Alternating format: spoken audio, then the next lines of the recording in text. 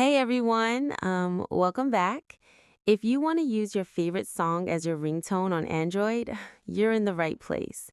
This works on most Android phones, and I'll walk you through it step by step so you can follow along easily.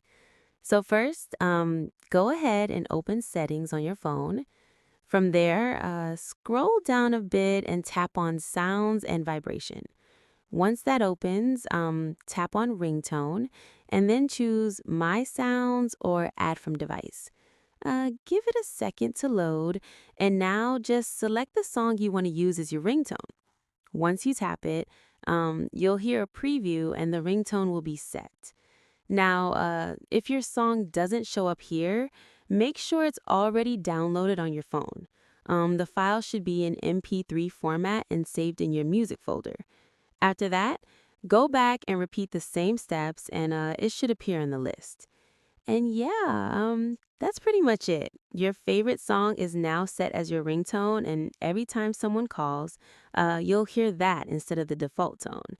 If this helped you out, drop a like, leave a comment if you got stuck anywhere,